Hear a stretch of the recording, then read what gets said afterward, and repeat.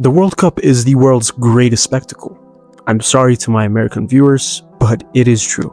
For many, it is a once-in-a-lifetime opportunity to actually cement themselves in the history books and become national heroes.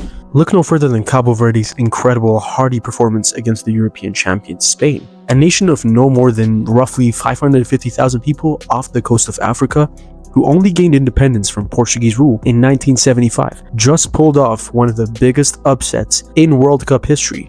This ragtag group of players showed up to the biggest moment of their lives, and they did not disappoint. A defensive performance that no doubt will have taken so much focus and so much energy, but they got it over the line, earning a point in their first ever World Cup showing. So far, we've seen some incredible performances from the big and small nations, right? Germany demolished Curacao, led by Kai Havertz.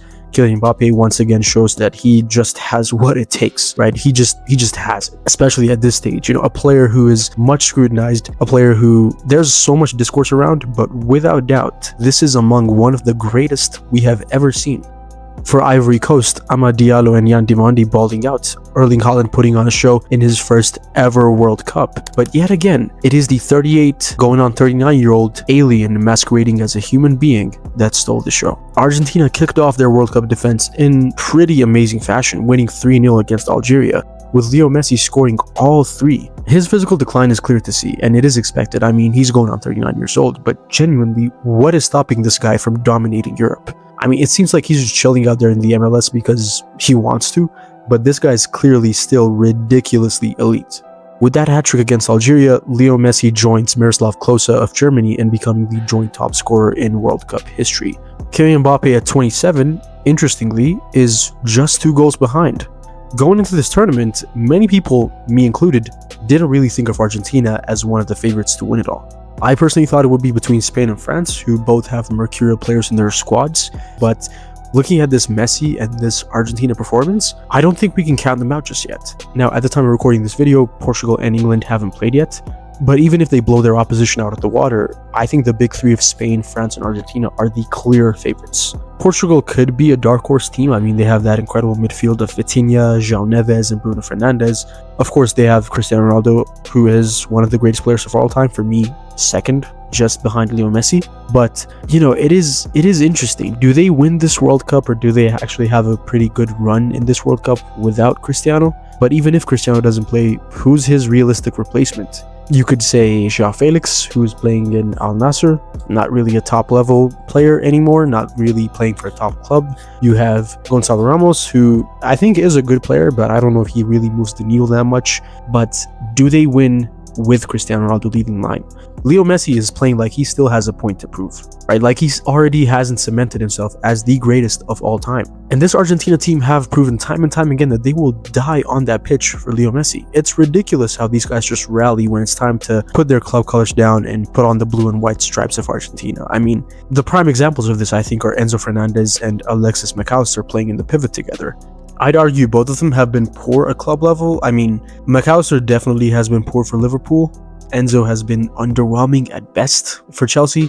But when they suit up for Argentina, it's a whole different level they play at. Of course, it's their nation and there's a sense of patriotism there, but the biggest motivator for them, I think, is, and it seems, is their sheer love and borderline worship, like idolatry of Leo Messi.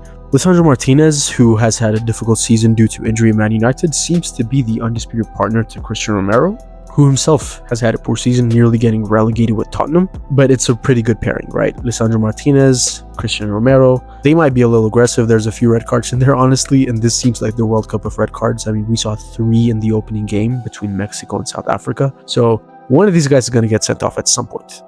I'm pretty sure. But, you know, the quality is obviously there, especially in the case of Lisandro Martinez, who is really, really talented with the ball at his feet. Just behind them is Emi Martinez, who, well, it's Emi Martinez, right? When it comes to Argentina, he just does not put a foot wrong. In the attack, they started with Lautaro Martinez at the 9 against Algeria, with Thiago Almada on the right. But you'd imagine Julian Alvarez at some point will get a starting role alongside either Martinez or even ahead of him. I mean, if you had to compare those two, Alvarez, for me, is the better player, the better striker. There's no question about it. You could maybe potentially play them together in a 2-man combination. I don't know. Scaloni's going to find a way, but Julian Alvarez has to play in this team at some point. They also have the veteran presence of Nicolas Otamendi, Tagliafico, Rodrigo de Paul, all three who were instrumental to Argentina winning the World Cup the last time out. They have the younger guys like Nico Paz, who could have a breakout World Cup. I mean, he could be the James Rodriguez of this generation, you know, with the Real Madrid links as well. And of course, you have the greatest player of all time. This team cannot get more complete, right? I mean, and it's one game, of course, right? We might see them falter as they go deeper into the tournament, and they definitely won't have that hunger to win like they did back in 2022, but it's still the World Cup. You only get 3, maybe 4 of these if you're lucky. Is it crazy to say that he is still the best in the world? I mean, you have Lamine Yamal, Mbappe, Haaland, Kane, Olise, Dembele, all of these guys, right? But I think Messi is just a different level to these guys. You can count stats and you can count numbers, but there's something about Messi that you just cannot quantify, right? You just cannot quantify what he means to Argentina and even football. This is without question the closest thing to perfection we have ever seen on a football pitch. And I don't think it's crazy to say that Messi can potentially lead Argentina to their 4th star. It is possible. We might not want to admit it, but they're still the team to beat. They have ridiculous chemistry that makes them look like a club team rather than an international squad. We've seen incredible performances, like Michael Olise against Senegal was really, really good, but Messi is just different gravy, you know? He's still unequivocally that guy. And I have seen enough of this tournament to comfortably say that Argentina might actually go again.